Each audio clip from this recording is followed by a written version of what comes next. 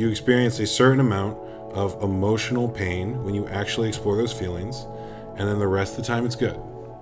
Everything in life is better.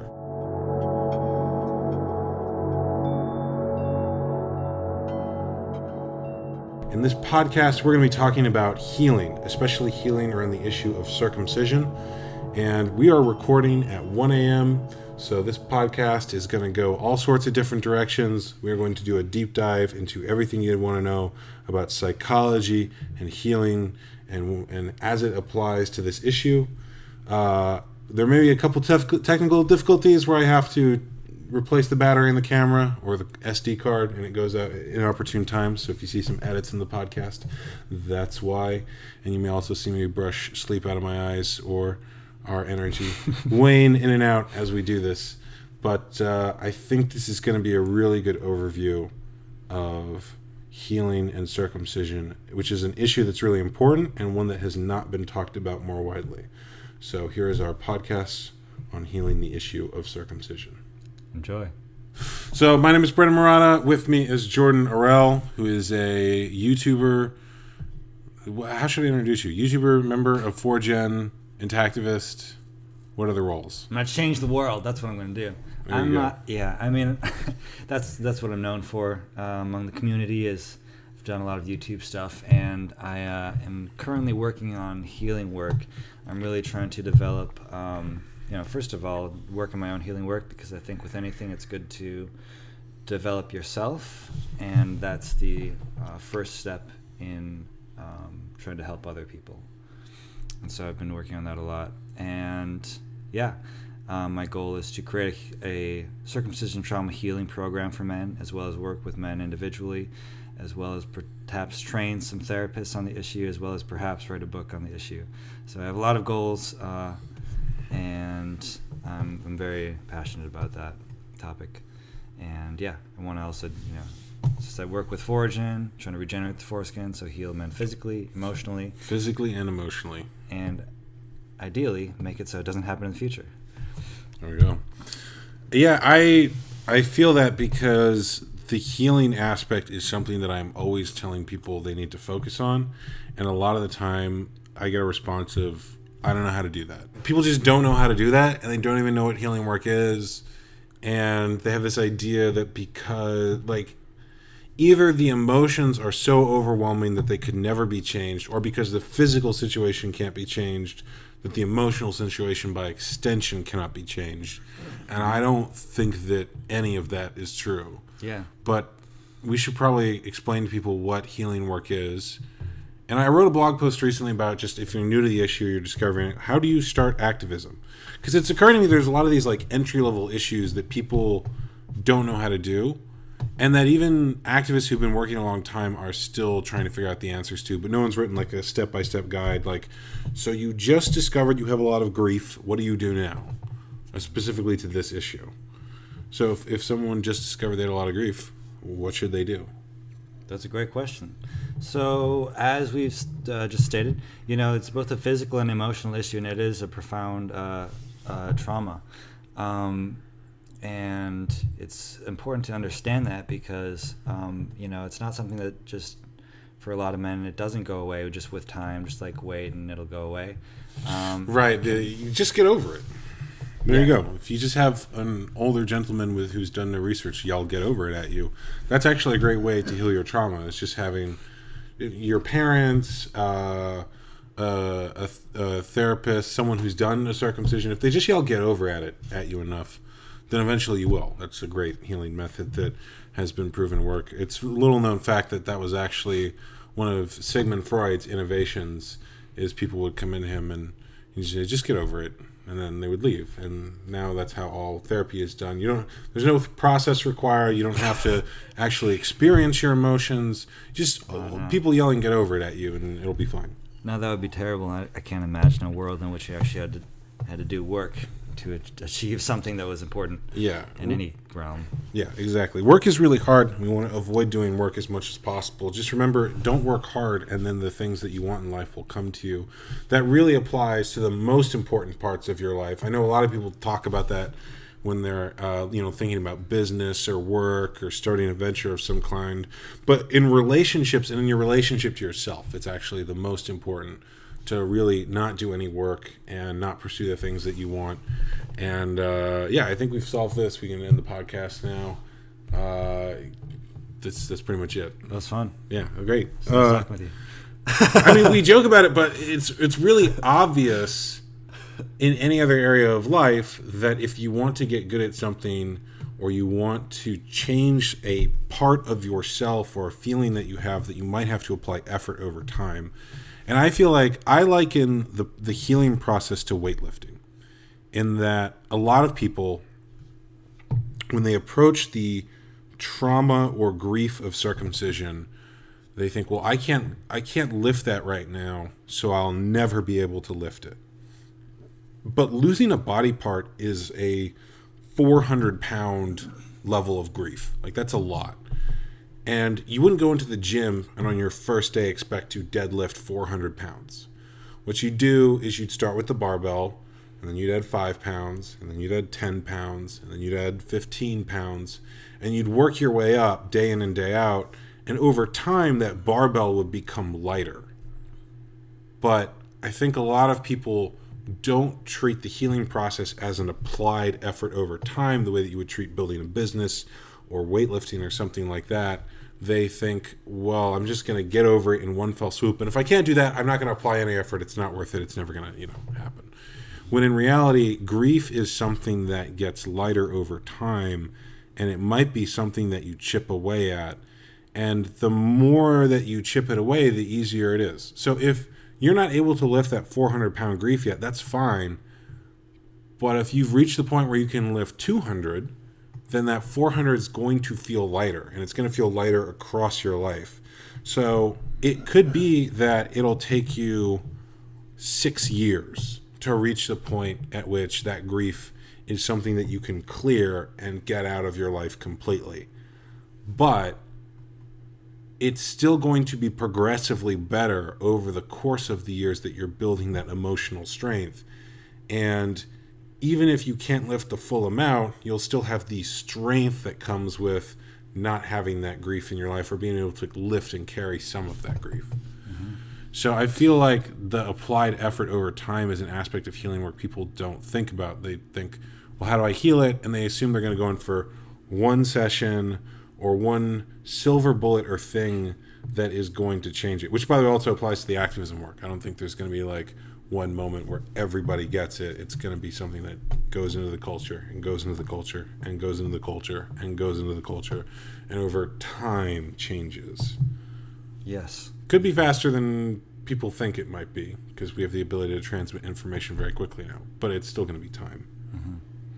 Yeah, that's very true. It's really all about creating that space. So if, again, with the exercise analogy, the space there is you go to the gym every week. You have 30 minutes or an hour, whatever, 4 or 5 times a week that you go in, and you have this set of plan of what you're going to do. Yeah. And then you do it, and you start at what's very doable to you and gradually work up to where you're just pushing your limit, and gradually over time you get stronger. And it's quite a similar process actually doing healing work. Yeah. You want to start out with something that's extremely easy for you. You want to get in a comfortable space. This is one of the problems actually we have with the issue is a lot of therapists, it's hard to get to a safe space with them because a lot of therapists don't understand the issue enough that you can start out in a safe place and start out from a place where you feel like it's easy. And when it's that difficult, it's easy to drop it out.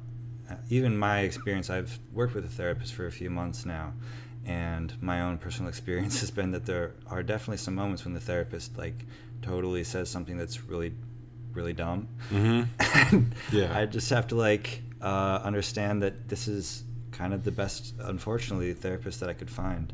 Do you call him out on it when he does that? Honestly, it's difficult. It's a really difficult thing.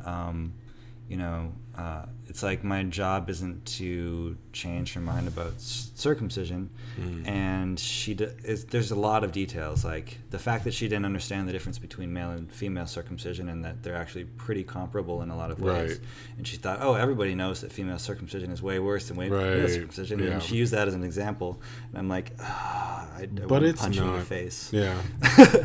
And it, like, I said that to her, but it was like painful for me and difficult. And sometimes, because when you're working with a therapist, you need someone who will validate your feelings regardless of what they are. And so when people get basic facts wrong, they're invalidating your feelings. Mm-hmm. And they're also showing that they're not really in the same reality that you are. Right. Yeah, it feels like we're not on the same team in a way.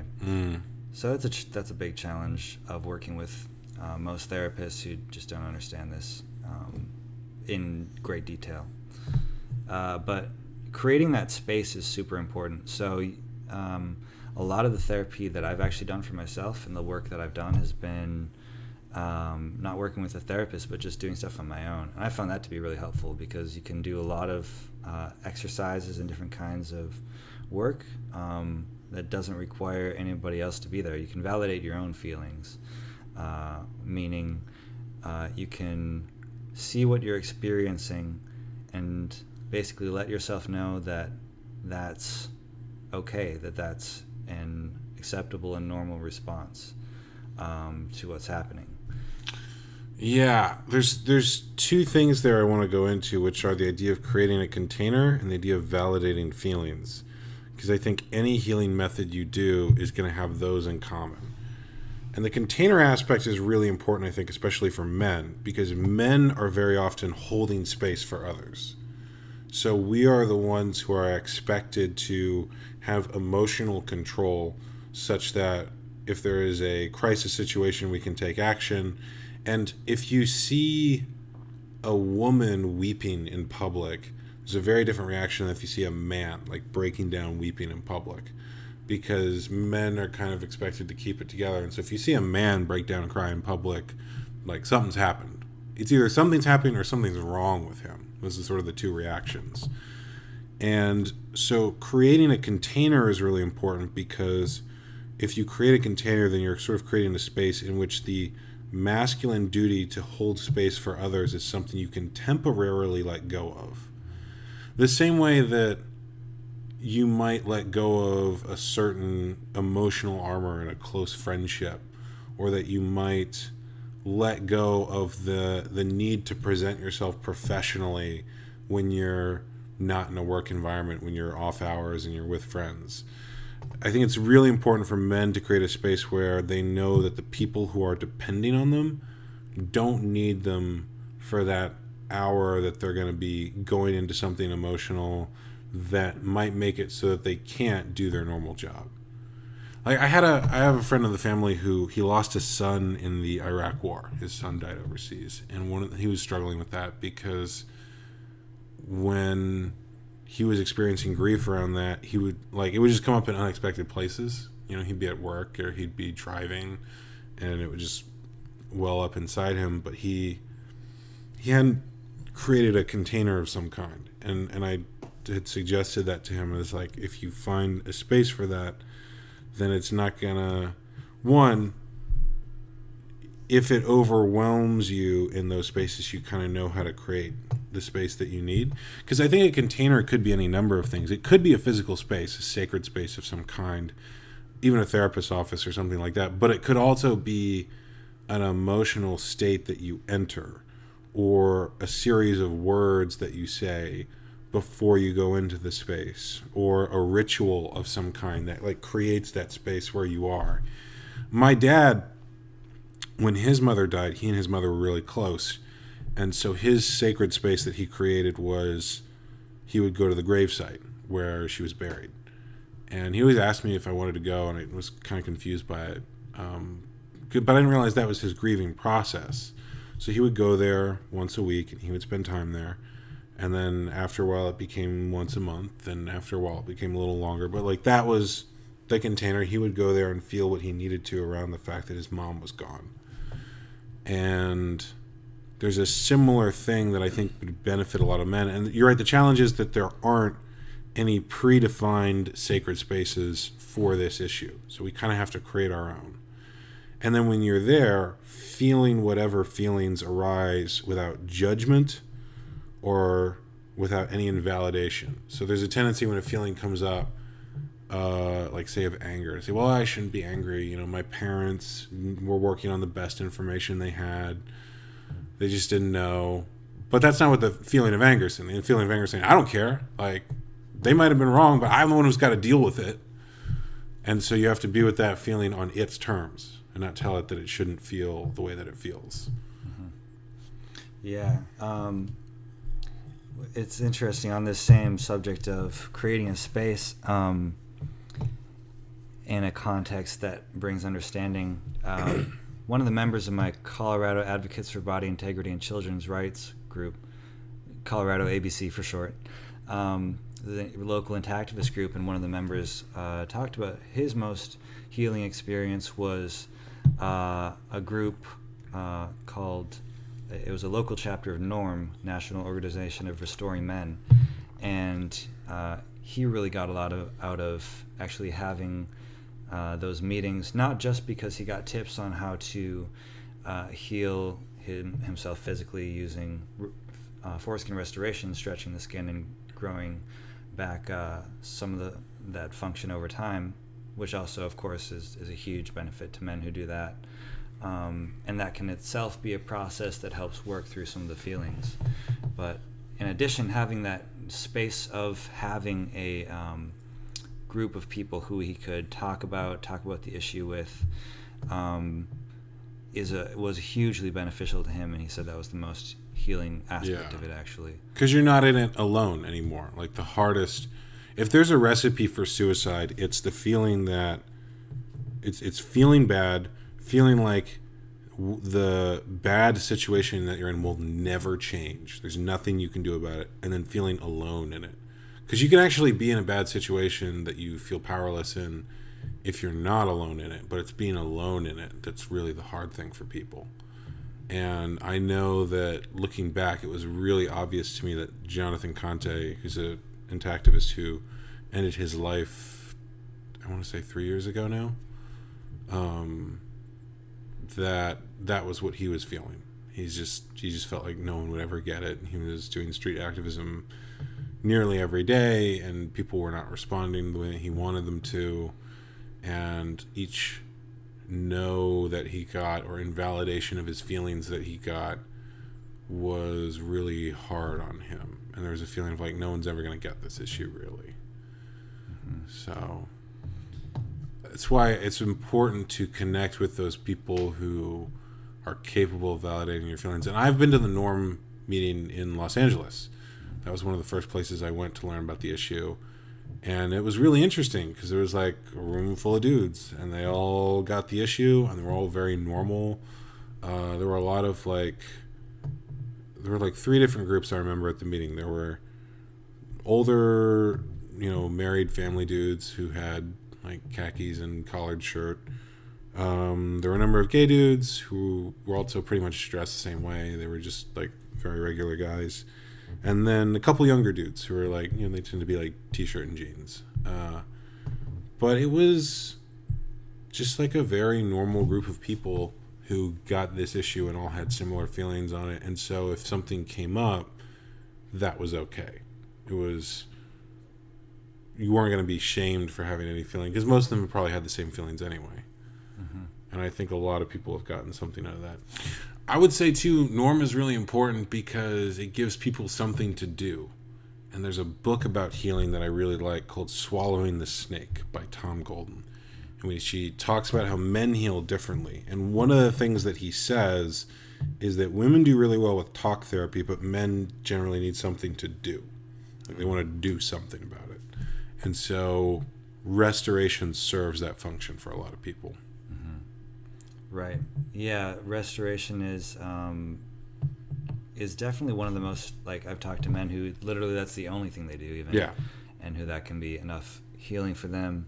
Yeah. Well, it fits all the steps, right? You create a sacred space. You have this ritual you do when you put a device on or something like that, that is being present with the physical manifestation of your feelings and slowly, progressively changing them over time. Right. Yeah. I should also add, I have done some restoration myself and do find it powerful.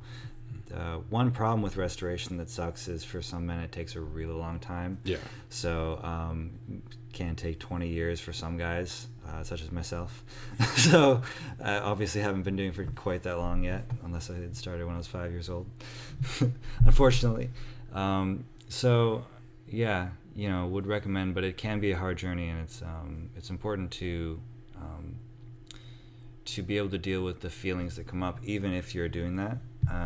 And so another thing that I think is really important is when you create a space, so even if you don't want to do restoration, you can still create a space, which just has to include time and a setting, basically. Those are the two most basic elements that you universally have to have. So one way that I did this very early on was actually by accident. I was going to school for psychology and got my bachelor's in psychology, and I happened to take a class on healing from trauma. And when I did that, every week I had set that I was supposed to do this certain homework where I'd read about trauma, learn about it, and then every week, as I was doing that, I'd learn these modalities and I'd have to write some about them. Sometimes we'd even have exercises where we were explicitly told to do the exercises, but if we weren't explicitly told to, I'd still just do some of them myself.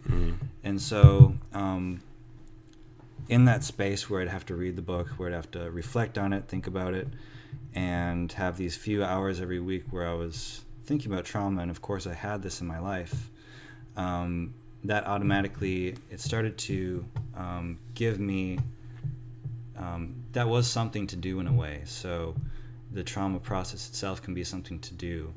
And if you're interested in that specific way, there's some books, Bessel van der Kolk's The Body Keeps a Score, that kind of goes through different modalities, as well as explaining the basis of what trauma is, and can give you some ideas of things to do there. I'll just say, because it's very straightforward, one is writing. You can write about the trauma, and simply journaling to yourself about your own thoughts, about your own feelings and experiences, not writing to anybody else, but just writing to yourself. It's a way of instantly validating, because as you're writing it or typing it, you can feel what you're feeling and have the words and the vision of what's happening written out in front of you. And it's a way of externalizing it, of getting it out. It's a very cathartic experience. You can do the same thing.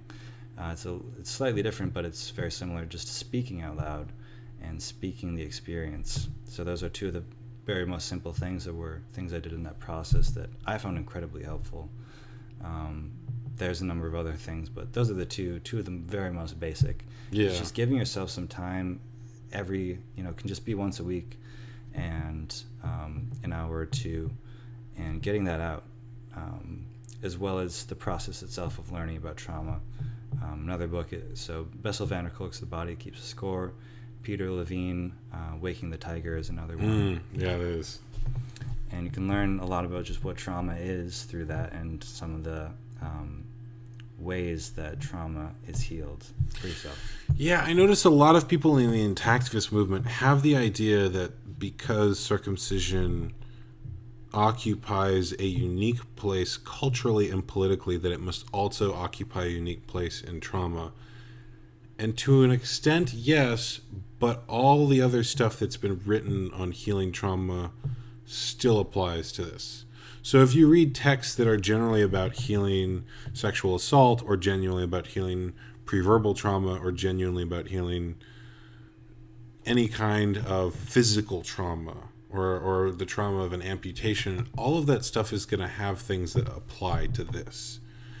And the one commonality that they all have is, like we talked about, just being present with your feelings and whatever comes up and validating that. And it's the reason that I really don't like activism as therapy.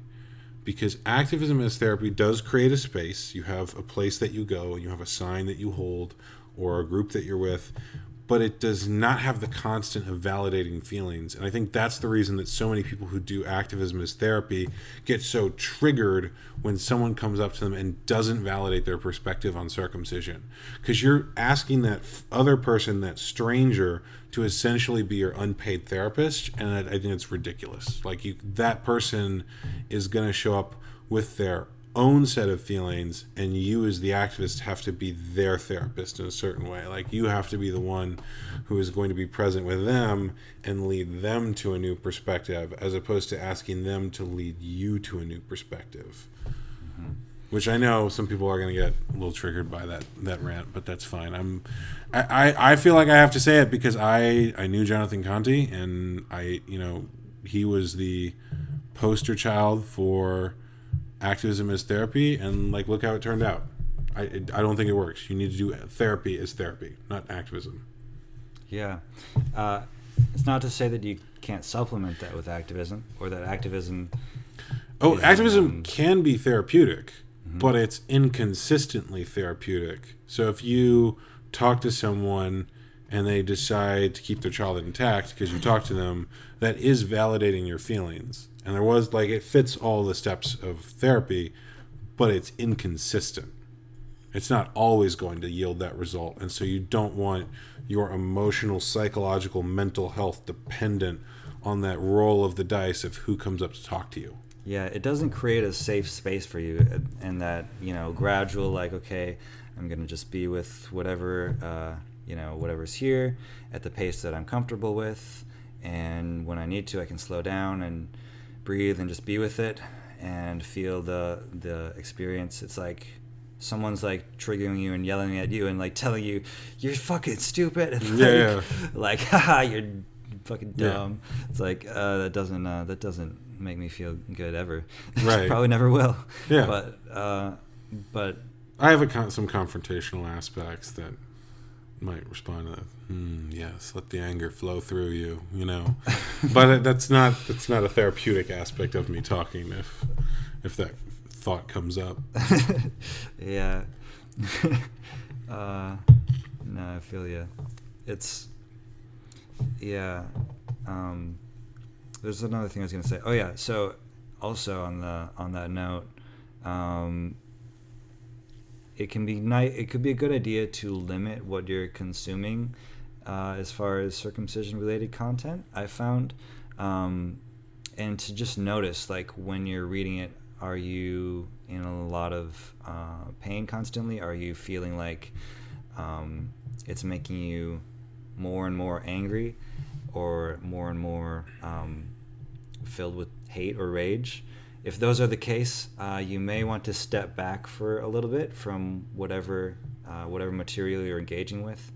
I know even probably my own content on YouTube, if you're going through all, like, whatever it is, 30 hours of it, you'll probably, it could probably be in itself a little bit traumatic. I have close friends who say they understand the issue and they have not watched my film yet, and they probably won't because they just can't handle it. And, like, I get it. I mean, it makes sense to me. Yeah. Doing what you're comfortable with is important. It's like, especially if you already understand the issue, basically. Like, there's a point after which learning more isn't as helpful after a certain stage. And so I found at a certain stage, I really needed to take a break from everything and really focus on my healing work for a while. And I found that actually that makes me more able to engage in a much more high-minded way, to see clearly what's going on, and to think logically about the next steps that I want to take. Yeah, there's a question of, if you're consuming a lot of content on the issue, looking at why you're drawn to that. So I find that a lot of people who want to rage on whatever the latest news is have a lot of rage that's unacknowledged and unmet within them, and so they're looking for something outside to meet it. And because they're not in touch with that aspect of themselves, that aspect is driving lots of action unconsciously. And so if you look at, well, what do you want it to accomplish? Maybe what you want to accomplish would be better served by looking at something unrelated to the issue. So I feel like I have gotten the most out of spiritual texts, out of psychological texts, out of things on marketing and persuasion. That's the stuff that sort of crosses over to this issue and allows me to bring something new to it. Whereas if I was just following every news story that every local outlet did on circumcision, I don't know that it would contribute a lot that I don't already know at this point. And it might even, I get annoyed with a lot of media coverage because they just get basic stuff wrong and are pretty terrible most of the time. So there's that aspect too. Yeah, I have noticed that. Yeah, for me, I end up reading. It's a similar thing. Like if you really want to be an effective activist, I would recommend reading about activism, like from someone who professionally does activism. Yeah. And you can learn, like there are people who have studied this very in depth, and you can learn a lot of techniques. You can learn. Social entrepreneurship is another modality sort of that you can look through their eyes and see how they approach it. Psychology, I just love psychology too. Yeah. So it's like reading about it, it's always fascinating endlessly. Alice Miller's work on this issue is really good. Like she sometimes touches on the issue of circumcision sort of peripherally. But she's one of the first psychologists to really get into the idea that early childhood experiences affect you later on. And, like, her stuff's phenomenal. That was one of the first things I discovered. Yeah. I have not read her yet, but I've heard of her. So I'll have to check that one out. For Your Own Good, The Drama of the Gifted Child. I'm going to get the name of some of her. There's a bunch of them. Good books. Okay, cool. Yeah. I like books. Yeah. We might talk about specific methods, because I know that some people, like I find a lot of people just don't know where to start. Mm-hmm. And healing work, I'm going to go back to the weightlifting analogy. It's the kind of thing that you could do for free, and it's also the kind of thing that you could blow a bunch of money on. And I think people sometimes see professional therapists who charge $150 an hour and they go, well, I can't afford that, so I can't do healing work. Not realizing that's a bit like saying, well, the CrossFit gym charges $250 a month and I can't afford that. Like, you could do bodyweight exercises, you could do weightlifting at a cheaper place. You could go outside and get exercise. And likewise with healing, you could just read books and apply what you learn from them. You could find a friend who is safe and will validate your feelings and have conversations with him. You could you could do restoration, manual restoration, which is free. I mean, you don't even need a device for that. There are methods that you would just apply tension with regular ways. So there's a lot of things you could do that don't cost anything. But similar to weightlifting, there may be points where you want to bring in a coach who will correct your form or show you how to do certain things properly. And I've gotten a lot from working with healers and then taking what I learned from them and applying it in my own life. So I've reached the point where I've seen their method enough that I know, okay, I know how that works for me. Mm-hmm. I don't know that I would feel comfortable taking on a client without getting the training myself that person had. But I do know how my mind works, and I feel like I can lead myself through certain things. There's sometimes I feel something emotionally, and I need someone to be there to help guide me through it. But most of the time, I can go into it myself if I've done the method enough. Right. Yeah. I think that there are. It's interesting. I think that going into different methods could be useful. But also what you'll find is there's a basic formula, again, of any healing method that tends to fit each other relatively closely. There's small differences, sometimes slightly bigger differences, but generally there's a pretty good formula that works for, like I've used probably at least 5 or 6 different healing methods just to work with this issue alone at this point, and they all I'm thinking what. So the ones I've worked with mostly are somatic experiencing, EMDR, brain spotting. The clearing. What's it called? Teal Swan. Completion process. Process, which I somehow can't remember. There's a couple others. Yeah. So I have done a number of things too. Teal Swan's completion process is the best thing that I have found, and it is something that you can do on your own, but I have met her personally and she gets the issue, and every practitioner that I've met also gets the issue. So I have found that they have been really good to work with and would recommend that highly. The other things I found that have worked are Tehil Gesuk has a method, and I don't know the name of it, but it is a somatic based method. He knows a bunch of different healing methods. And he had a post that went viral in the Activist community a while ago where he talked about being circumcised at age 12 against his will. So like there were people in the hospital that like held him down and put him under drugs and did that. And he has the memory of having that part of his body and the feeling of betrayal of not having it. And so he really gets this issue, and I've been friends with him a long time. And the method that he showed me was a somatic method of releasing trauma in the body. So feeling where you're holding tension and then essentially shaking it out. If you see an animal in nature, when an animal is scared, they shake, and humans tend to freeze. So we hold that in us, and this is like letting that trauma out. And I wish I knew the name of it, but he's someone, if you're looking for a practitioner, he's a worthwhile person to talk to.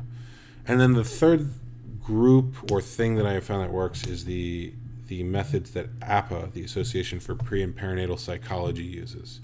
And I am speaking at their conference in November, so disclosure. But I've also I worked with a practitioner in Virginia, and I interviewed David Chamberlain, who used to be the president of APA when I was working on the film, and he totally got this issue. And he's actually he's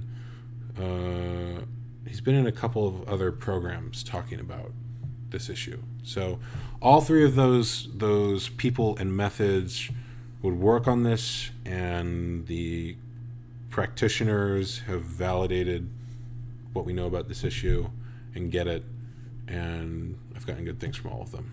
Yeah, it sounds like the Tehil Gesuk probably uses, or may use, somatic experiencing specifically as one of his. Yeah, he's got like a particular variation on it, but it's somatic experiencing of some kind.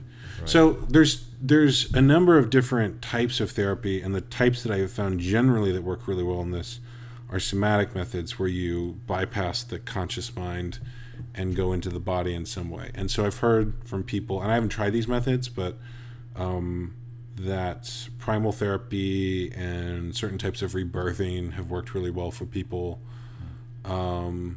Things where you don't really talk to the mind, you feel what's in the body.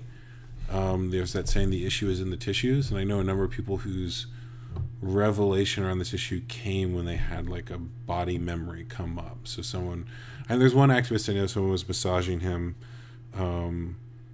or near his groin area, and he felt the pain of circumcision like come back in his body. So the body, like that book says, the body keeps score, the body remembers. Yep. And then the other is trance-based methods, which is also bypassing the conscious mind, going to what you might call the deep mind. So hypnosis, I would consider completion process a trance-based method. It's one where you're going to go into a slightly different state and access some parts of your consciousness that may not be on the surface. APA, I have seen them use both somatic and trance-based methods. And both of those kind of go past the conscious mind, because the tricky thing with a pre-verbal issue is that you don't always get everything on talk therapy. And you'll talk to someone and they'll say, I'm fine with it. And it's like, okay, well, when I mentioned the topic of circumcision, you unconsciously guarded your groin and your shoulders did this. So I don't know if I totally buy that, because your body is telling me a different story than your mouth just did. Yep. And especially with men too, one of the things that Tehil has talked about with me is the idea that most of our language around emotions is very feminine, and most of our language around power is very masculine. So because of that, when women want power, they will go into the masculine and they'll essentially cut themselves off from their femininity. And so women who have power get called bossy and bitchy and like a ball buster of some kind. And then men, when they want to explore their emotions, the language they have available is very feminine. So they get called a sissy or weak or all sorts of things like that. But it's a case of language where the language is not as well developed, so you reach for the more well-developed language, right? And because of that, I think sometimes for men, the way that we explore our feelings can be easier if you're using a method that does not require the same language or the same level of language. And people's skill with language varies person to person. So I feel like I can articulate what I'm thinking very well, but I know that not everyone has that skill.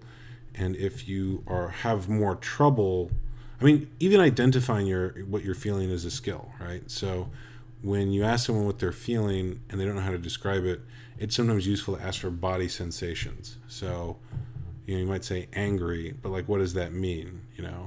Is it like your eyes are just a burning sensation behind them and you just feel like you're like shooting rays out of them? Or is it like a heat in the chest?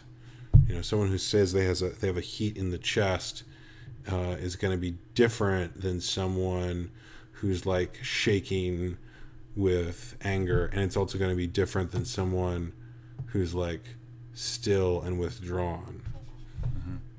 Yeah, there's so much diversity to feeling, and this is all really about getting in touch with your feeling on both an emotional and a physical level. So with that thing we just talked about, somatic experiencing, the idea behind it again is your body has a certain process that it naturally goes through when it is attacked in some way or you encounter something that's danger. And so what happens then is, at least according to this theory, is that you get trapped in a constant state of danger. You're constantly afraid and you don't feel safe, and there's a part of you that believes that there is that threat, whatever it is still there. So you feel like, in this case, this monster of circumcision, of all the different aspects of that, are constantly terrorizing you, and there's no way to escape that. And so again, it's some men might say, well, it is like there, it is in my body, and so I can't escape that. And it's true that the physical part is a different aspect to deal with, and again, that's partly why restoration is a good modality to work with, or a good thing to do for some men. But it is also true that there are a lot of men who are circumcised who actually are relatively happy with their lives. They may have some trauma at some level that they're not aware of, but they can have sex lives that are quite fulfilling and actually be quite happy with their lives. And so there is truly an emotional aspect of this that is in your emotions and in your physical response to feeling terrorized by this issue, feeling not safe on a mental and emotional level, which also relates to the physical level. And so again, then the way to work with that is, when this issue comes up and you can create a space where you bring it up, where there's an intention to confront your feelings, you simply ask yourself, where in my body do I feel upset right now? Once you can access that and think about circumcision, it's quite easy for people who are experiencing trauma or grief around this to usually find that. and then you might feel a clenching in your heart. You might feel a sadness or a rage in your or groin area, or tension in your neck, are some of the common areas. You might feel something in your face. Then it's simply experiencing that. The process of healing itself is very simple in terms of allowing yourself to complete that process that has started but has not been allowed to complete. So in some way we start feeling those feelings and we cut ourselves off from them. We say, okay, I don't want to feel upset, I don't want to feel angry, I don't want to feel sad or depressed. And so the biggest obstacle to healing is, again, simply allowing yourself to feel, which is validating. When you see that and you say, okay, it's okay that I feel sadness, it's okay that I feel anger, and then give yourself time to slow down and be with that feeling, rather than rushing yourself through it, or rather than saying, okay, I don't want to feel that, I'm going to go and try to fix this, I'm going to go and try to get away, I'm going to just go have sex and then get it over with and not think about it the rest of the day. Can be another approach. Yeah, I've heard it said that addiction is anything you use to avoid being with yourself. So if you want to avoid those feelings, where do you go? That's probably an addictive behavior. In the places people tend to go are porn and masturbation, video games, entertainment, drugs, alcohol. I actually feel like even rage and activism could be an addictive behavior that you use to avoid being with feelings. Because if you feel powerless, you might avoid the feeling of powerlessness by going off on someone, and then I made a difference because I yelled at that person on Facebook. But right, yeah. My turn to go on a rant about activists. It's like, okay. Well, when you're doing a kind of activism that has those same feelings that I just talked about, but it's all about the feeling, and it's about expressing that rage or expressing that depression, and it's just a long ranty post on Facebook, or if it's going out and yelling at people or making a really angry video.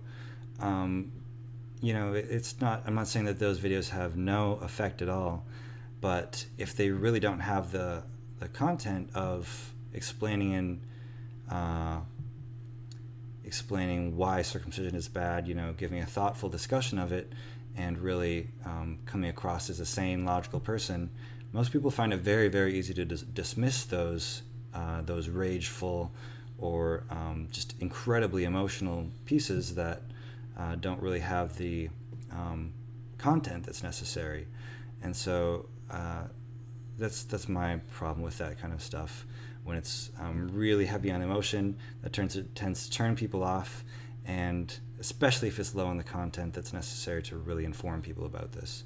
And low on the strategy is another important thing, really thinking about what you're doing, and you can go and create a documentary, or you can write a book, or you can do things that take a lot of time and thought and patience and planning, and have a huge effect with those things, versus just doing something that's very impulsive and very quick. It just those things don't tend to have as much impact, especially for how much it can really drain you, and versus something that's very sustainable and higher level. I would countersign on that a little bit, because what you're talking about is when people are just venting, which is different than when you are doing a deliberate attention-getting strategy. And there are some people I know who use really deliberate attention-getting strategies. And the distinction is that once you have their attention, then you have to drop knowledge, right? And the people who are all rage can't do that. You give them the attention, you go, okay, you seem really angry about this. What do you have to say? And they just keep going at it, yelling, as opposed to oh, well, let me tell you this, and this. And they can drop into something. There's that saying from the lead singer of The Who, first you shock them, then you earn their respect. And it's that second part that people who are thinking strategically can go to, and people who aren't thinking strategically, who are just being reactive, can't. So you can do things that are really shocking, and we know activists who've done that, but then they also can go into the knowledge and the facts in the midst of what they're doing. Or they've set up a 501c3, or they know how to get press and attention. So they have a shocking element that they use to draw people in as a sort of sales funnel, if you will, as a way to get their attention. But then they lay down the knowledge. And what people who try to copy them, or who are just being angry and reactive, don't see is the strategy behind it. Of like that shock leads to something, whereas they just go all shock. I want attention for this issue, but they wouldn't know what to do if they got the attention.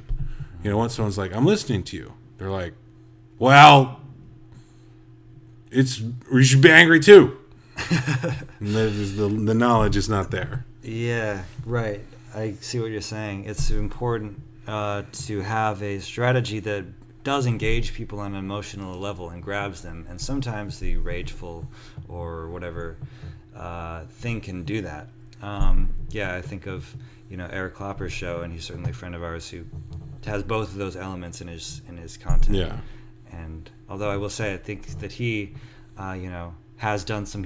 At least he's done a lot of meditation. I know that, and I think that helps him become centered. Which is another thing I should mention. Meditation is super helpful for healing. So meditation is probably the best tool for healing that I know of.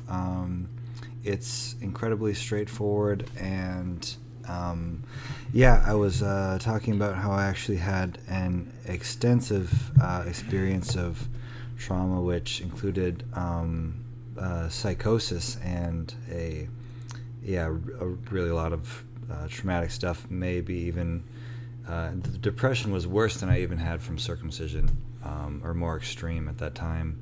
And I literally used only meditation to heal it, doing 3 to 15 hours a day. It started at about 3, and by the end of a 3-month period, I was meditating almost continuously. And it catapulted me from the worst depression I've ever been into the happiest period of my life, and experienced none of the problems I had that led me to that afterwards. And so in that process, literally I had some background information about psychology and spirituality, but the process I used was simply being aware of whatever came into my consciousness, being aware of everything inside of me and everything around me, non-judgmentally, so as if it was happening to someone else, just watching whatever happened, experiencing my thoughts, experiencing my emotions, and being with whatever came up. And that was it. And after doing that, it was magical. There's no way to really, I don't know what else to say about it except that it was the pain that I experienced gradually subsided and was replaced by utter joy. And since then, I've used meditation periodically at different times in my life for similar things, and it has certainly helped with this issue. Some people know that meditation is actually how I came to this issue. So I had a period also where I was going through a lot of childhood patterns that didn't serve me, and there was some feelings of depression or helplessness or disconnection, abandonment that were coming up in the midst of that. And one of the things that came up in my meditation practice was the sensation of circumcision, just this cold feeling in the body, and literally the word circumcision. And I was doing Zazen, Zen meditation, which is similar. It's just you sit in a very particular posture, and you let whatever thoughts are going to come up. You don't embellish or add on to them in any way, and you also don't push them out or repress them in any way. It's just whatever comes up, you're present with it, sensations in the body, and you don't try to act on it. That's part of it too. So if you feel an itch, you don't try to scratch the itch. Just notice the sensation of wanting to itch that. And very often when you just notice it, it'll change. But I had the same thing. And I've told this story before, but I was sitting in meditation, and I'd previously, every time the topic of circumcision came up, I'd try to push it out of sight, out of mind. and I had the word circumcision enter my mind during meditation. And normally I would push that out, but I just stayed with it. And when I did, I felt this cold sensation in the body, and all my energy drained down to my belt. And it happened a couple times during the meditation, and that's what led to me actually doing the research and having the obsessive epiphany. So I'll caution with meditation is that it involves being present with whatever's there, whatever's in your experience, and that may not always be comfortable. But when you're present with it, when you're aware of it, then you can actually start to heal it and move it and change it in some way. Or not. You can actually just being present with it sometimes causes it to change. I read an article actually that was really interesting recently about the whole idea that a lot of what secular teachers have done is take mindful practices and detach them from the religious and spiritual traditions they came from. And the idea that there's actually things built into those traditions that are useful to you, that were based on the fact that lots of people who did meditation had certain experiences, and it might be good to have a framework to put those experiences in. So you can just do secular mindfulness meditation, but I actually feel like there's benefit to finding a spiritual community the same way that there's benefit to finding a healing community or a group of people who share certain values as you, or a group of people who are, like we said at the beginning, are going to validate the feelings that you have come up. And so there may be experiences you have during meditation that it's useful to have people you can talk about that experience with. And there's also then the social element of, if you're doing meditation and you're trying to commit to doing it regularly, if you have a group that you meet with regularly, it makes it a little easier. So when I was living in Los Angeles, I would meditate with the same group every Saturday and the same group every Wednesday. And I visited all the different Zen groups in Los Angeles and kind of found ones that work for me and were close and driving and fit, all those things. Mm-hmm. Yeah. Yeah. And another note on that. So, sometimes they call it psychoeducation. It's the process of learning about psychological knowledge, which is a lot of what we're talking about here. You could also call it spiritual education. Spiritual has a slightly different meaning, but tends to actually have a large crossover with a lot of the same psychological healing type work. Well, psychology is a lot about going into the unconscious, and a lot of spirituality, especially Eastern spirituality, is the idea that you can make the entire unconscious unconscious, or the entire unconscious conscious, which Western psychology doesn't think is possible, but in Eastern psychology, such a state might be called enlightenment, which, to be clear, none of us here are. Like, very much the opposite here. We make as much of conscious unconscious as possible. We're it's a lofty goal, that enlightenment thing. It takes a little bit of work. I've only thrown away 20 years or so, probably, pursuing it. Well, you're well on your way. There's that story about, I think it's a Zen teacher who he's talking to two students, and he tells one of them that it'll take him 5 years to become enlightened. And the guy's like, 5 years? It's a long time. And he tells the other it'll take him 5 lifetimes. And the guy who he tells 5 lifetimes to immediately starts meditating. He's like, I'm gonna knock one of them out this lifetime. Yep. And I feel like there's something similar with healing work too, where there's some people who are probably going to hear this and go, well, I have to commit to a regular spiritual practice, and I have to be present with my feelings, and that sounds like a lot of work. And there's others who can be like, finally, I've been looking for a solution. I'm going to try this meditation thing and actually feeling my feelings. And who knows, I might in 20 years be over this, There's going to be other people who are like, what? You're going to meditate for 3 months? I'm out. Yeah, I know people too who have used literally just meditation for this issue. Yeah. Loving kindness is another one, metta meditation, who I know someone who used specifically that one, and just feeling, I think there's a mantra you use with it, may I experience happiness and joy and peace in my life.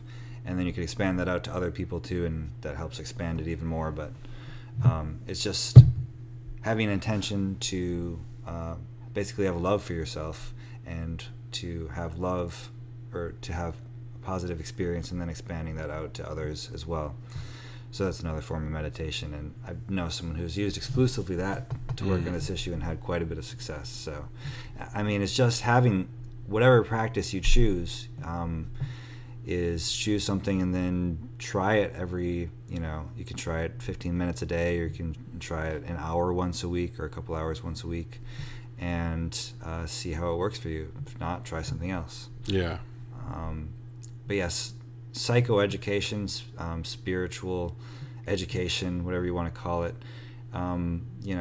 This talk is an example of that, but there's so many other examples of that. And any generic thing that's focused on healing, you can look up stuff on YouTube. You can look up stuff.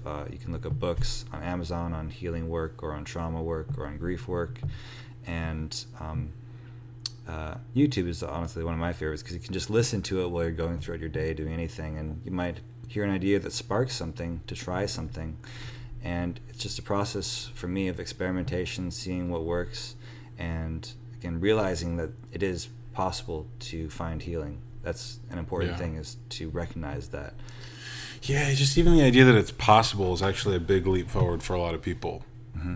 The idea that it's like, I think for a lot of people, healing is seen as this lofty goal or this thing out there they could never do, when in reality it's just a series of steps that you follow and you do a process around. It's similar to weightlifting. A lot of people look at those who are really strong and go, I could never do that, when in reality the reality of weightlifting is you just lift the weight every day.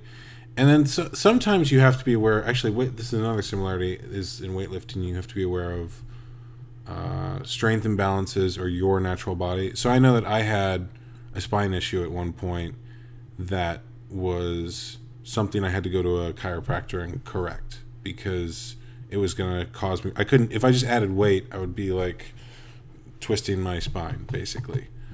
And likewise, I feel like healing work is kind of like that for life. If you just try harder at the things that you're doing, maybe you'll get there. But also, maybe you have a mental imbalance created by terrible parenting that you have to correct first before just like hurling yourself into more relationships or whatever it is you're trying to do. Yeah, there's a lot of different emotional challenges people go through in life, and they don't realize. Ken Wilber has a model for this, where it's like at each stage of life, if you have certain tasks that you don't complete, or certain skills that you don't master, then as you go on, then you're like limping along with like a little bit, like you might be missing part of your foot or something, or it's like your knee is like broken, and it's like eventually you're like just like barely functioning. I mean, that's trying to get by and achieve higher levels where... Yeah, that's developmental trauma in a nutshell. Like if you never had safety and security in the relationship to the mother, or your needs and wants and desires weren't respected when you were like first beginning to form self-identification in the toddler years. Like there's stuff that's been written about all of these stages, like, and what people are developing at each stage of life, and what you can do to either help that or really hinder it.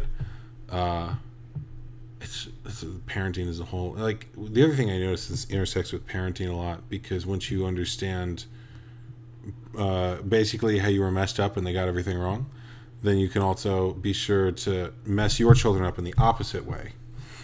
So, or hopefully do better. Maybe not do that at all, but more, correct that in some way so that you don't pass the same patterns on.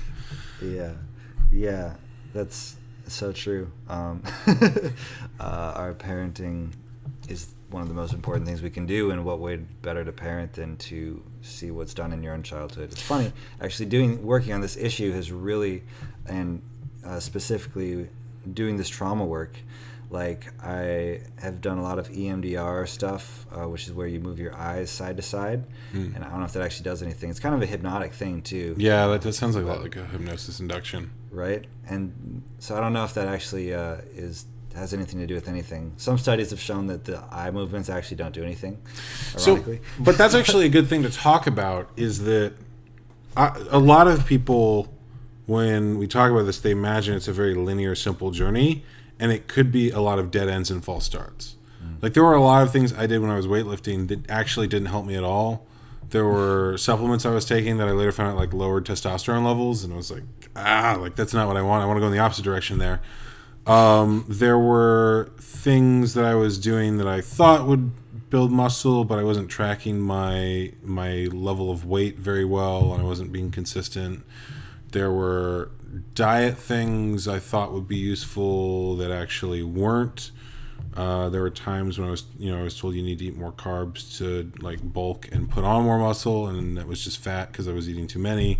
So, like, there's a lot of things that you might try, likewise in healing, that aren't actually going to be useful. I've done a lot of healing methods that were basically just placebo effect and didn't actually do anything, which actually, placebo effect is one of the most studied healing methods. So if you feel like it works, maybe there is something to that. But yeah, there were a lot of things where what I was doing was basically just hypnosis on some level, or there were even some things that almost felt like they were setting me back in a certain way because the method that they were using was invalidating to what I was actually feeling.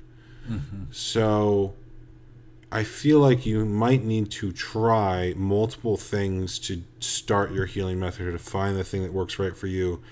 And it's okay to fail. It's okay if some of them suck or don't work for you, or you try something and you decide later it was some hippie BS and it was not useful at all.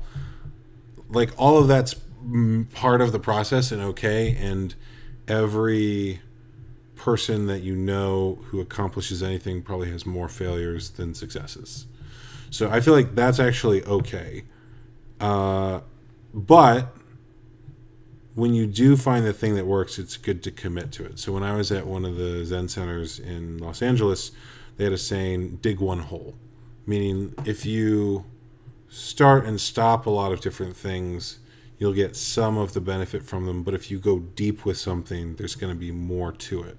And especially going deep when it feels like you're having to be present with a difficult emotion, like, that's the time to get curious about that difficult emotion.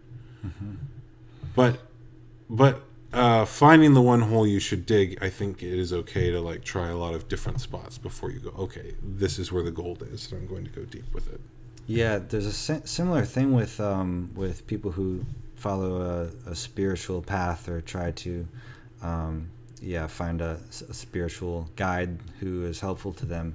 And it's like, in the beginning, it's really useful to, like, just consume a little bit from a bunch of different places. Yeah. So you can, listen to a 20-minute talk on EMDR or somatic experiencing or the completion process or, whatever. Just type in healing work or trauma mm-hmm. work on YouTube, and, like, there's an infinite number of things. But then when you find something that's definitely true, it's like then you can start to create that space. So say, okay, I'm going to try this for 15 minutes a day. I'm going to try it an hour a week, whatever you decide works for you in your schedule. And that can be an experiment itself. And I feel like the one to go with, there's two ways to identify a method that might be right for you. It's the ones you're really naturally drawn to, where you're like, that just looks and like it would feel amazing. And the ones you have a really strong aversion to, where you're like, I don't want to look at that, I don't like that, I'm triggered by it. Because if you're really strongly triggered by a method, there's probably a reason, and you want to get curious about that reason. Maybe that it's a bad method, or maybe it's going to reveal something your ego is a little scared of. And so the strong reaction, really drawn towards something, or aversion, are a sign that maybe it's worth exploring.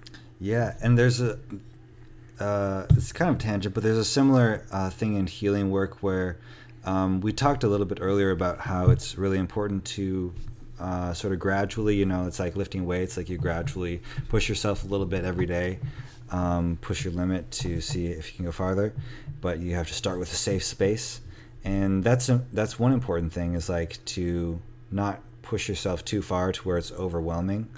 But another thing is actually it can be good to some of my most healing experiences have actually been like re-experiencing circumcision in its entirety and going through that experience. it took a number of hours to really go deeply into that, and it was very intense and painful.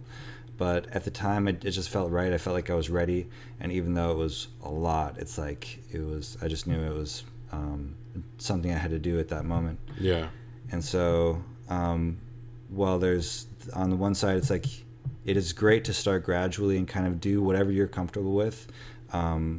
Peter Levine uses the term titrating, which means it's like biting off a little bit and chewing it, and it's like you're kind of digesting like a very large plate of food, and you have to start like just one piece at a time and digesting that emotional experience.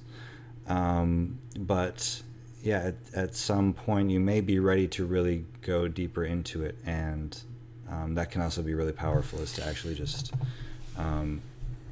let yourself completely experience the totality of something that feels like it could annihilate you.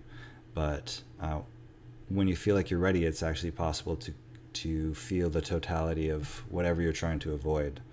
And once you've experienced that, it's like there's nothing you can really be afraid of anymore, because you've completely experienced the experience of what you've been running from, or what you feel like is the worst thing that could possibly happen. Yeah, most people with a trauma that big dissociate and leave the body. So if you come back into the body and associate into it, that can be really powerful. I will say, because that might scare some people, they're like, I don't want to experience that again. There are methods that don't require that. So I know that somatic therapies, and especially primal therapy, requires you to like really re-experience it. And hypnosis takes the opposite approach. Hypnosis, if you have a really traumatic memory, they'll literally have you watch it on a screen in front of you. And in fact, you could even watch yourself watching it on a screen. And hypnosis is used a lot for PTSD for that reason, because the difficulty with especially, for example, soldiers who have PTSD, is that when you go back to it and you re-experience it, like that sometimes can re-trigger the trauma, whereas hypnosis, you have a distance from it. So there are methods that don't require that, and I think they're both valid. That's the reason why, the only generality we've given about healing work is that you have to create a container of some kind and be present with your feelings. And even creating the container, there's a lot of flexibility in terms of what that means. And being present with your feelings, there's also different ways of doing that, just as long as you accept them as valid, whatever comes up. So there are multiple methods that will work once you get in the space. It's the same. It's, again, like, I keep going back to weightlifting as an analogy, but you can get big using machines or free weights or like kinesthetics and natural, no weights at all, body movements. People will endlessly debate which works, but ultimately, if it works for you, then it works. And it's the same, I think the same is true of healing methods, that there are multiple ways to produce the same result. Yeah, they all have the potential to work. It really depends on what you're attracted to and what feels right for you. And so, again, that's why it's like really useful to, if you're interested in healing this, which another thing I'll say is like, doing healing work is probably the best thing I've ever done for myself in my whole life. Or for other people too, for the other people in my life, right. Frankly, they benefit from it as much as I do. And like, it's I didn't believe that this could be healed. I mean, for years, even though despite all the spiritual and psychology interests I had, it took me years to get to the place where I was like, okay, I should probably start doing something, try something. And to be ready and at that point where I don't know exactly what's shifted. I guess the opportunity arose, and it's like, okay, there's this class I could take, and I'll see if it works. Right. But it's like there's that skepticism for a long time, and I'm really glad. Like, I wish I would have done it sooner, frankly. Yeah. Because when it gets better, it gets better. Mm-hmm. Like, I think people have the idea that you're going to go into these feelings and then it's going to suck, but really you experience an hour or 45 minutes of pain when you actually associate it in the feeling and feel it, and then the rest of your life thereafter is way better. Right. It's again, I keep going back to weightlifting, but it's like You experience a certain amount of pain when you're trying to push that barbell up, and then you just feel stronger the rest of the time. You feel healthier. Like, you experience a certain amount of emotional pain when you actually explore those feelings, and then the rest of the time it's good. Everything in life is better. Yeah, exactly. You don't even realize how much the depression or the anxious feelings of constantly being like trying to shut it out of your mind, because it happens, be weighing on you. Yeah, because it happens slowly. It's like a physical change. Most people who build muscle or lose weight, it doesn't happen overnight, and you don't notice it until 3 or 6 months later, and you're like, oh, this is different. Like, I did not feel this way before. Yeah, it although I will say it actually happened quite fast once I started doing it. It's true. Once you commit to it, it starts moving. Yeah, like in a matter, I mean, maybe it was 3 months, but like after like 3 years of like intense like PTSD, like, right? 3 months of like work to like mostly overcome like a huge percentage of it was like, it's actually pretty astounding how quickly it can happen. Yeah, with probably 2 or 3 hours a week, really. I feel like this is hugely important too, because like, there are a lot of people who need this help and don't know where to go. And it's weird to me that there aren't more services for this, and there isn't more competition for it, when I know how much I got out of it. Like, there are so many people who are reaching for things they think will make their life better, as opposed to the simple, easy, often free things that actually will. But I guess that's true of a lot of things. Like, there's not a huge cost on eating healthy or doing like the other basic things that we know cure depression and make people happier. There's no charge on friendship.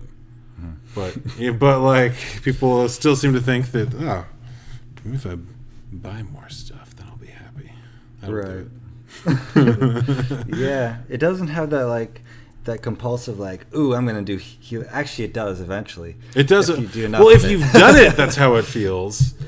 But it's. I guess like there isn't. You know what it is? There isn't a social status element to it. It's not. It hasn't yet been made cool to do healing work.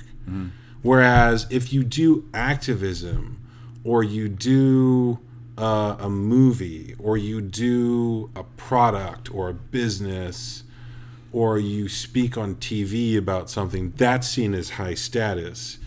When in reality, I feel like everything that I do, the healing work and the meditation, is the fuel of it. That's what keeps me going. And one of the things that one of my mentors likes to say is there's far more people broken by success than failure. Meaning there's a pressure and a sadness of failure, but you can get over it. Whereas the pressures of success are way different, and no one ever validates them or has any empathy for them, and like no one cares about a rich man's problems. And at the same time, there is more pressure on you if you have success, because there's that fear of loss. And I don't think that I could do what I do now without having done the healing work earlier. And you see it all the time if you watch people in Hollywood who reach that point where like they go a little crazy, or CEOs and venture capital people and people who've done startups who go from almost no success to a lot of success and pressure. Like, it breaks people in a really interesting way, in a really difficult way, because they still have all the same psychological problems, but now they also have the pressure of lots of money and other people depending on them. And I notice it especially in Hollywood and in film and in acting.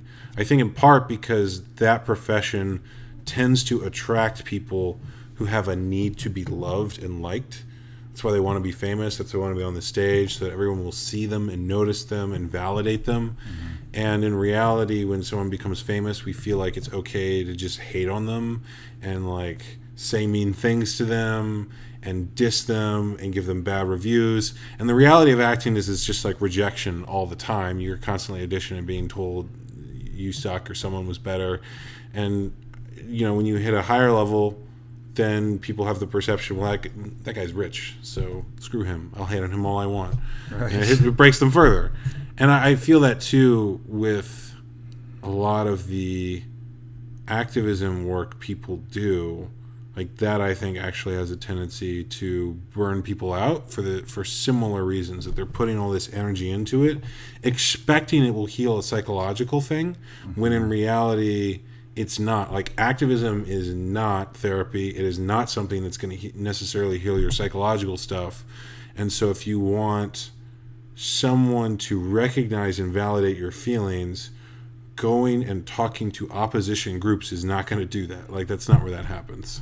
Yeah, I noticed myself when I started doing, when I started getting pretty successful with my activist channel and was getting over 1,000 views on some of my videos.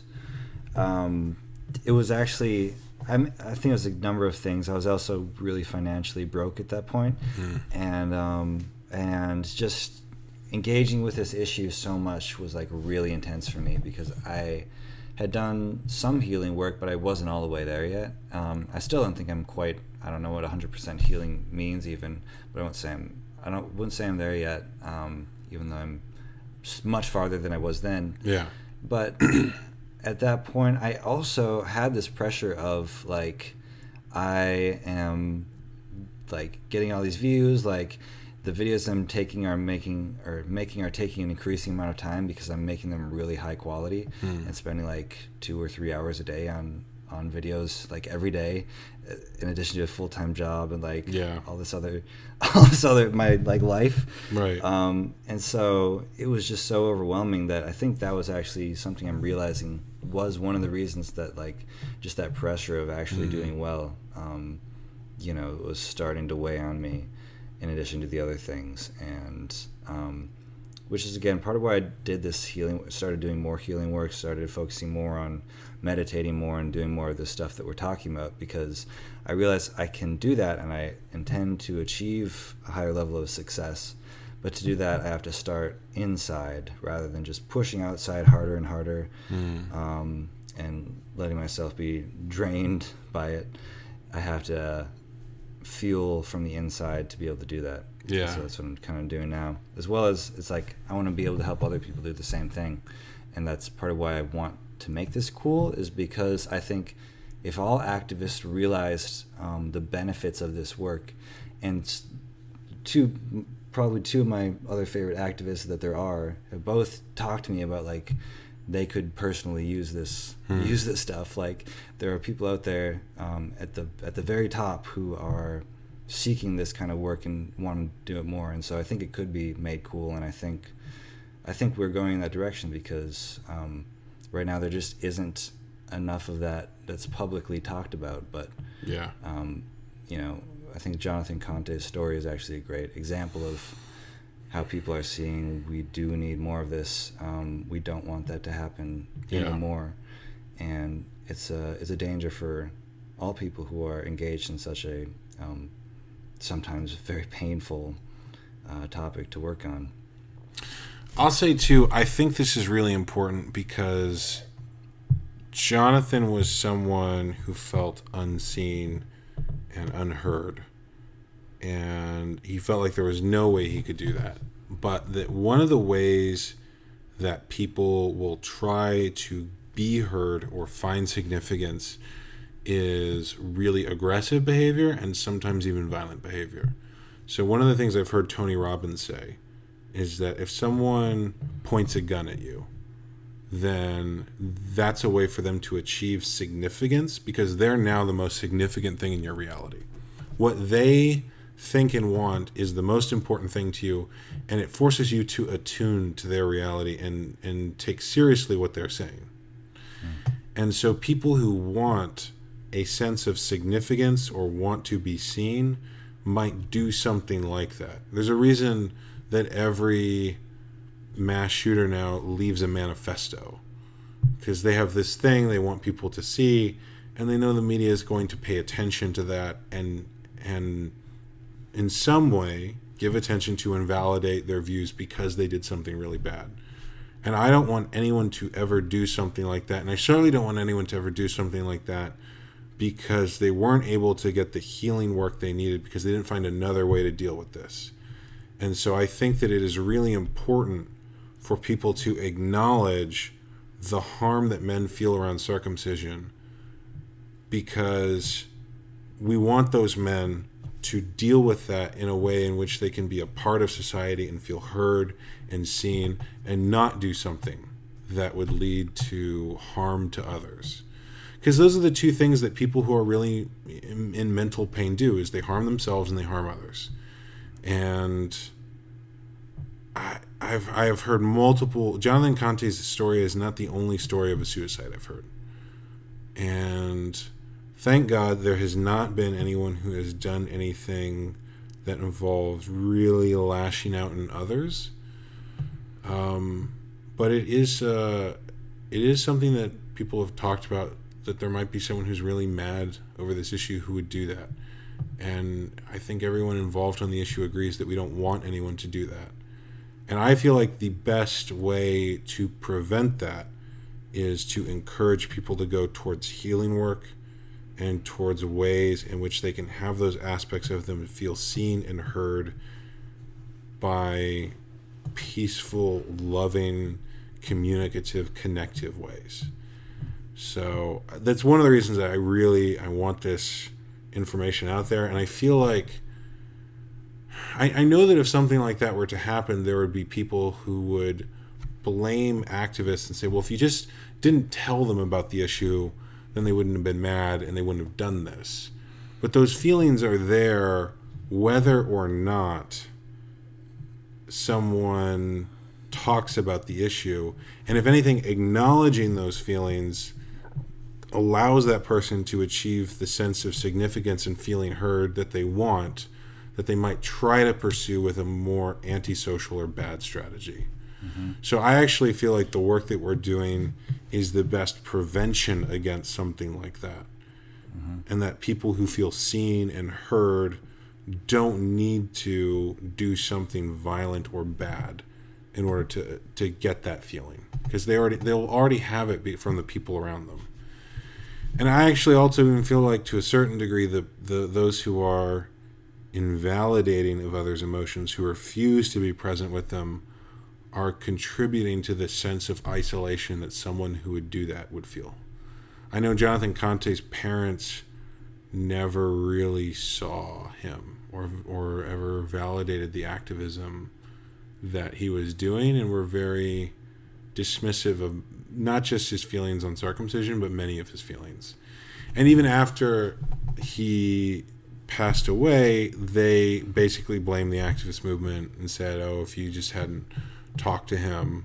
I mean, they even, basically thought it was his fault he had the sexuality he had, and then thought it was, there was something, it's that mentality of like, well, if you just weren't who you were and you were who we wanted you to be, then you wouldn't have these problems. But that's not a very good strategy for making a child feel loved.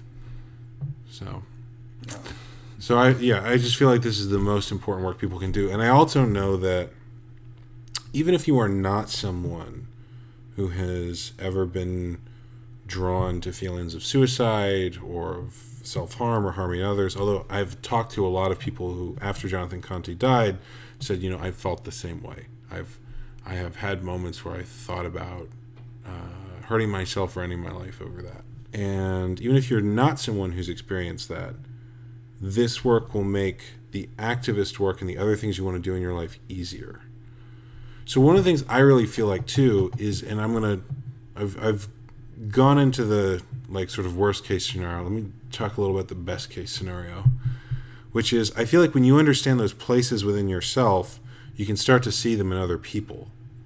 And when you can start to see them in other people, then you can either heal them or shift them in some way. And another thing that Tehil has told me is that he studied massage and acupuncture and things like that, and he's also studied martial arts.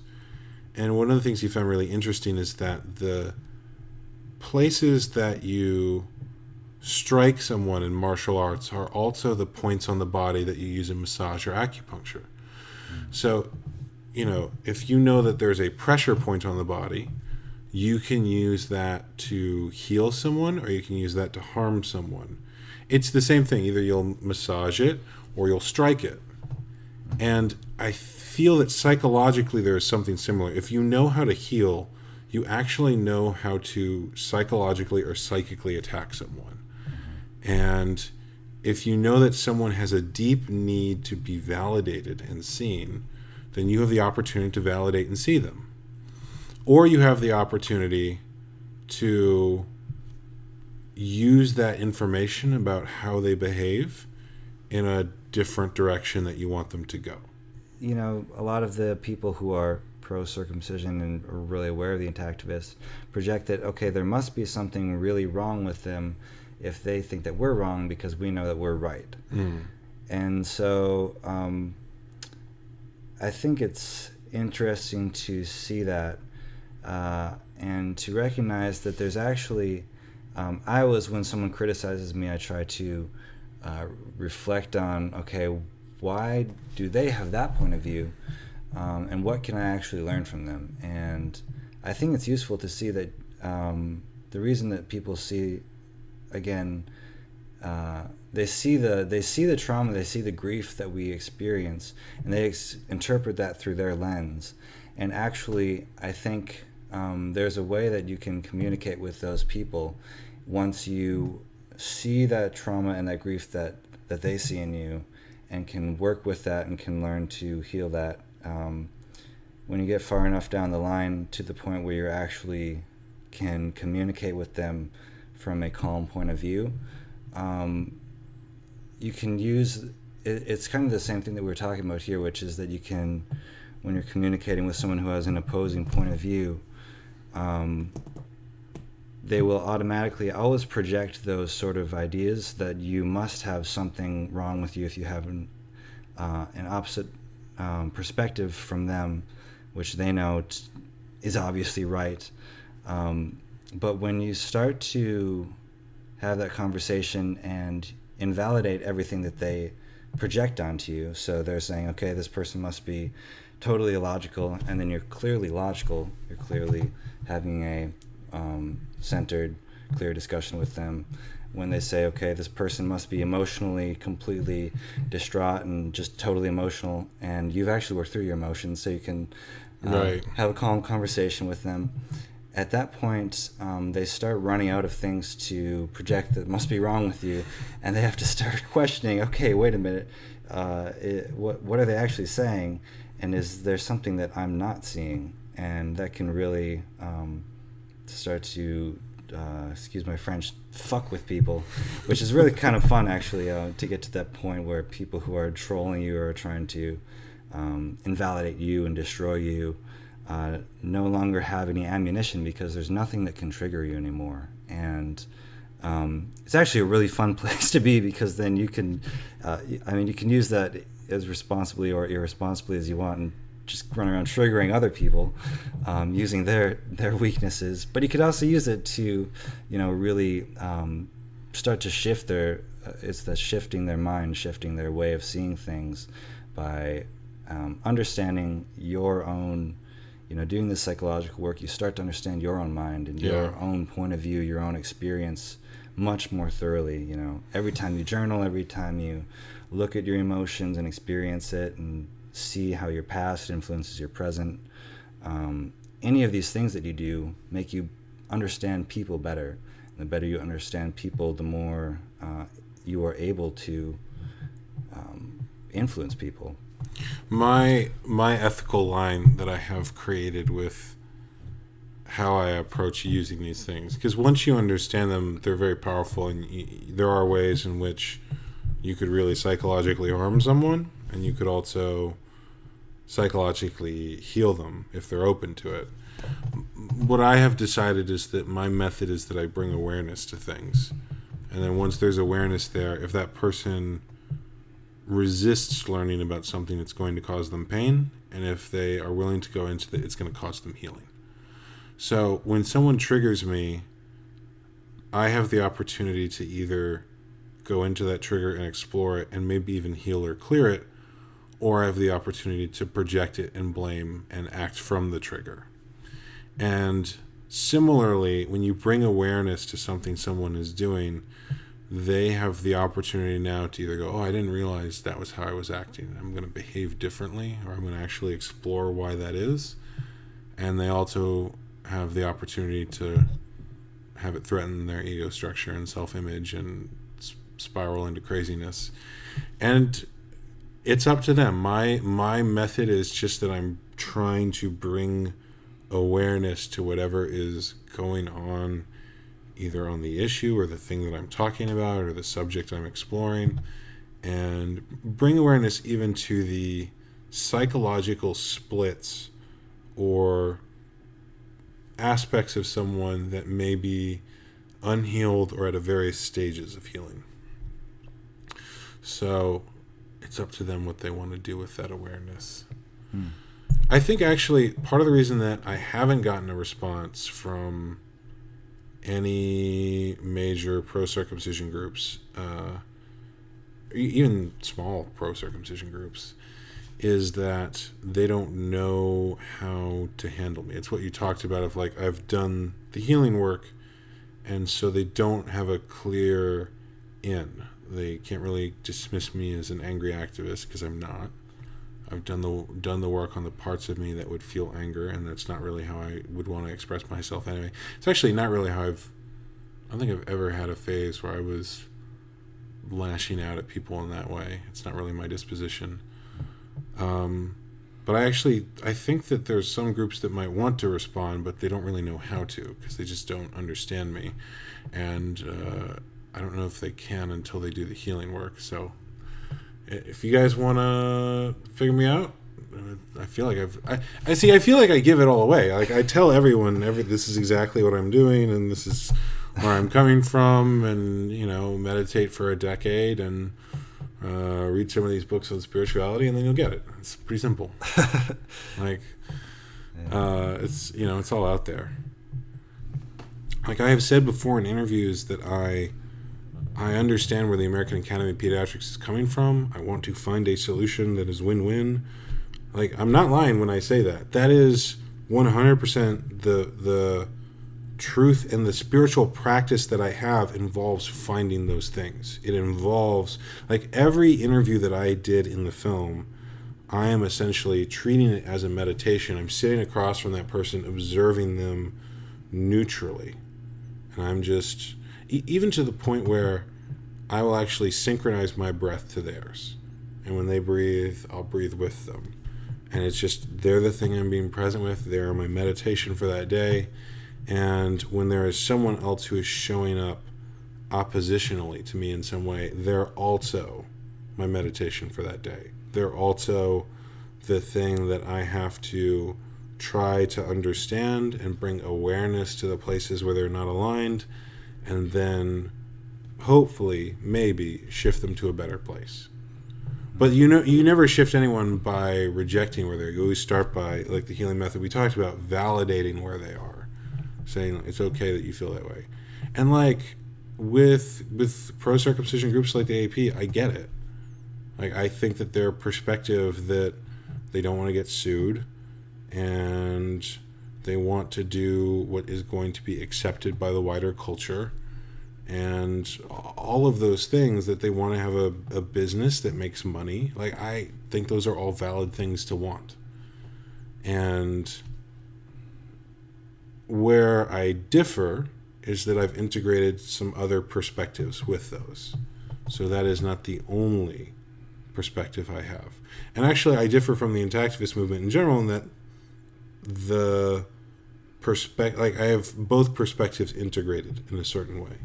I am not just of the perspective that, well, this is bad and morally wrong and people should stop doing it. I am willing to find a way where that is true, and it is also true that we can find solutions for both sides where they both get what they want. Because it's actually really rare that there is a complete incompatibility.